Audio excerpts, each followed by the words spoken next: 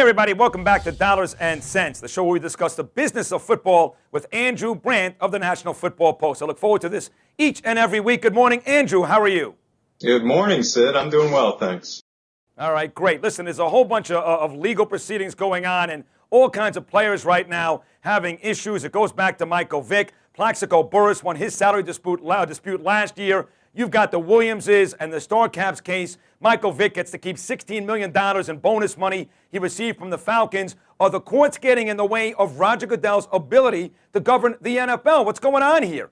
Well, let's go over a couple of them. The Michael Vick case was a confirmation of a decision made last year where the Atlanta Falcons were trying to get money back from Vick for his bad behavior, specifically his dogfighting, his lying about it, his breach of the contract.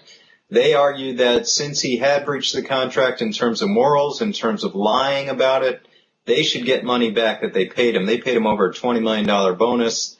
They were allowed to keep 3.75 of that, but the other $16+ million, a court back last year and a court reaffirmed yesterday or 2 days ago that they can keep the money. And the feeling is that once a player earns the money through a signing bonus or a roster bonus, the team can't get it back. So the act of making the bonus was really Michael Vick just being on the roster or Michael Vick just signing a contract. This continues a trend with Plaxico Burress a year ago, with a player named Ashley Lally a couple years ago, basically saying anytime you give a player a bonus, good luck trying to get it back. Because what the courts are going to say is that that player is signing that contract and getting that bonus for merely the act of signing the contract, or merely the act of exercising the option, or merely the act of being on the roster. So what does this present, Sid? This is for people running teams, and I've been there so many years. How do you deal with bad behavior? And it's just so hard to do. You try to structure contracts with much more in salary than bonus, but agents don't like that. Agents want the money up front, and if a player has leverage, that's what they're going to get. The other way, of course, and is the most basic way, is character counts. You've got to hire players that you know are going to be good soldiers, and that's so hard to predict. Maybe the hardest thing in sports is finding the right guys where you never have to worry about this.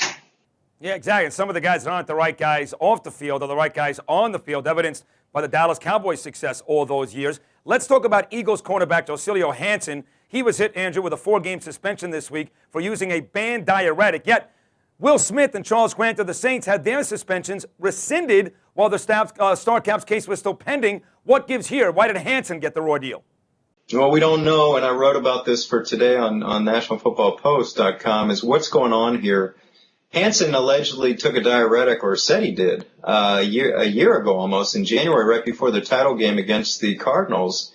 And just now, he's getting a suspension. This is curious, Sid, because as we've talked about, the Williams players in Minnesota were protected by the Minnesota state courts. I don't want to get too technical legally, but somehow they took the issue out of collective bargaining and into the courts and won.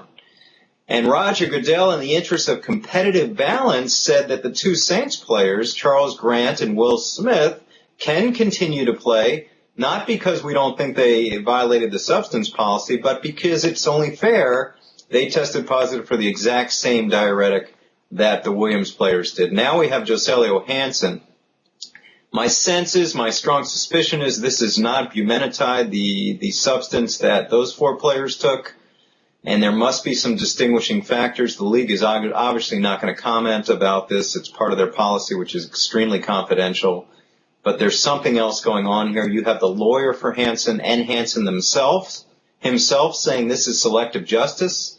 They're upset. They think because he's not a star player, he's not on one of these top teams this year, or maybe he's not a Williams or a Grant or a Smith, he should be treated the same. But clearly, this is a different application of the steroid policy, and this is something that begs and screams for some bargaining, and all leading up to this ramp up of collective bargaining where we're going to have to deal with this policy issue as well on testing for steroids. Fair enough. Finally here, the Kansas City Chiefs cut ties with running back Larry Johnson just 2+ years, Andrew, after giving him a big contract. How many Sean Alexanders and Eddie Georges a team's going to have to see before they realize that big extensions for aging running backs is not the way to go? Oh, it's a tough position, Sid. I mean, I worked many years in Green Bay and Amon Green when Clinton Portis, LaDainian Tomlinson got their big extensions.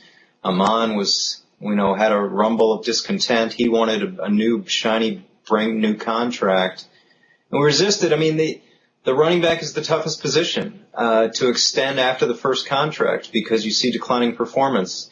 As I wrote, they're going to be the Emmitt Smiths. They're going to be the Curtis Martins out there that continue to perform well. But if you play the odds, it's not going to happen. And Larry Johnson was extended at age 27, and it's not an old age at all, but it's 4 or 5 years into his career. For running back, that's a lot, and had declining performance, and now they finally cut ties with him after giving him a $43 million contract. And as I wrote, it joins this graveyard of bad deals.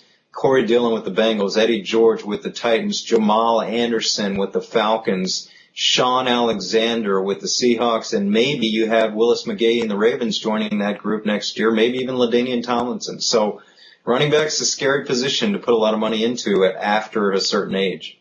Especially Larry Johnson, who's beat up so many years in Kansas City. Andrew, as always, thank you for the tremendous insight. Great stuff today. Thank you so much.